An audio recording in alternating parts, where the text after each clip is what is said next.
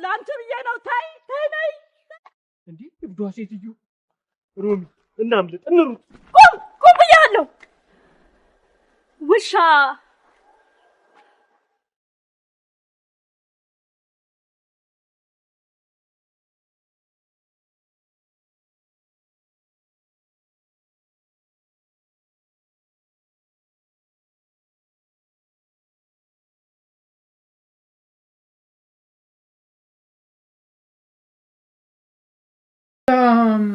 ሰላም የአደይ ድራማ ፋሚሊዎች የአደይ ድራማ ቤተሰቦች እንዴት አላችሁ? ሁሉ ፒስ ሁሉ መልካም ነው ወይ? እኔ ጋር ሁሉ ፒስ ሁሉ መልካም ነው። አደይ ድራማን ዛሬ እንዴት አያችሁት? ዛሬ በጣም ደስ የሚል አካሄድ ነው እየሄደ የነበረው። የፍቅር እናት እንግዲህ አደይና ዴቭን ሊሳሳሙ ሲሉ ደርሳባቸው ነበርና ምን ነው ሮማኔ ዛሬ ጨከነችብኝ።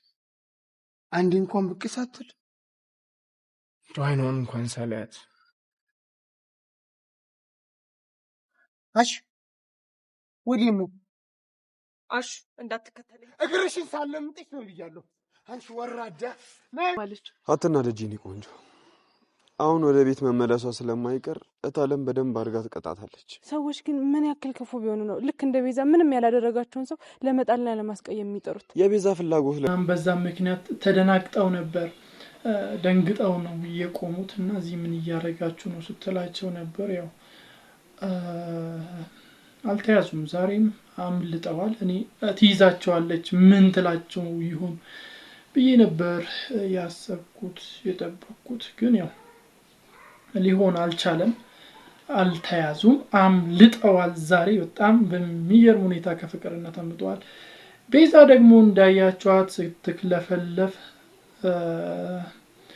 ቀጥታ እነ ፍቅር ቤት ነው የሄደችው። እዛ ስትሄድ እንዳያችሁት በጣም በሚገርም ሁኔታ ይዟታል። አሹ እንኳን ደህና መጣሽ ብሎ ነው የተቀበላት። በፍጹም የፍቅር እናት ሳይመጡ ከዚህ ቤት አትወጪም፣ የፍቅር እናት ፖሊስ ይዛ ትመጣለች፣ ከዛ ለህግ አሳልፈን እንሰጣለን ብሎ ወደ ውስጥ አስገብቷታል። ልትወጣ ስትል ያው አትወጪም አይቻልም ሲላት ነበር።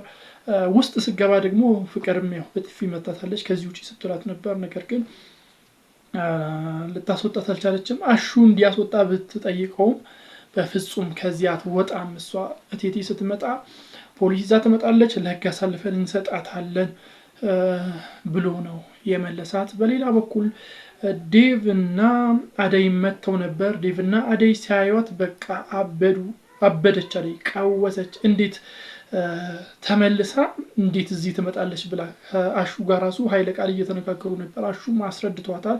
ቴቴ ስትመጣ ፖሊስ ይዛ ትመጣለች፣ ከዛን ጂን ለህግ አሳልፈን እንሰጣታለን፣ እንደዚሁ ዝም ብለን አናልፋትም፣ ቅጣቷን ታገኛለች ብሎ ነው ያስማማት። ከዛም በኋላ እንዳያችሁት በጣም በሚገርም ሁኔታ ሩታም መታ ነበር። ሩታም ልታስወጣት ስትሞክር ነበር፣ ግን ያው አሹ ነገሩን ሁሉ ተናግሯል። በፍጹም እሷ ከዛ ቤት መውጣት እንደሌለባት ሲናገር ነበር። እንግዲህ ድንገት ያው ሩታ ውጪ ስትላት ነበርና እወጣልሻለሁ ምናምን ብላ ወደ ውጭ ወጥታለች። ከዛ አሹ በር ከፍቶ ውጪ ላይ ነበር። ያው ቀስ ብላ ወጥታ እንዳትከተለኝ ብላው ስትሮጥ ነበር።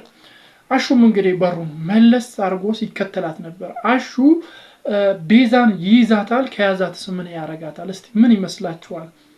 ወይስ ቤዛ እንደዛው እንደሮጠችው በሩጫ ታመልጣለች? ምን ታስባላችሁ? እስቲ እዚህ ላይ ያላችሁን ግምት፣ ያላችሁን ሐሳብ፣ ያላችሁን አስተያየት አስቀምጡልኝ። በሌላ በኩል ደግሞ እንዳያችሁት አደይ እና ዴቭ የባቡሬ እናት ይዛቸው አደይን ይዛ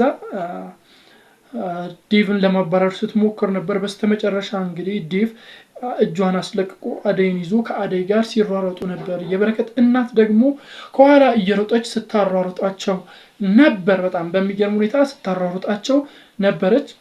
ከዛን ያው በሌላ በኩል ደግሞ ኪንጎን ዳይመንድ እና ሮሚ ቁጭ ብለው እያወሩ ነበር። አቅፏት እያወራ ነበር እና ሲሯሯጡ እና ሮሚ አይታችኋለች እና ቆማ ምን ሆኖ ነው የሚሯሯጡት ምናምን ስትል ነበር። ያው ዳይመንድ ዞሮ ሲያይ የባቡሬ እናት ናት፣ አብዷ ማለት ነው። ያው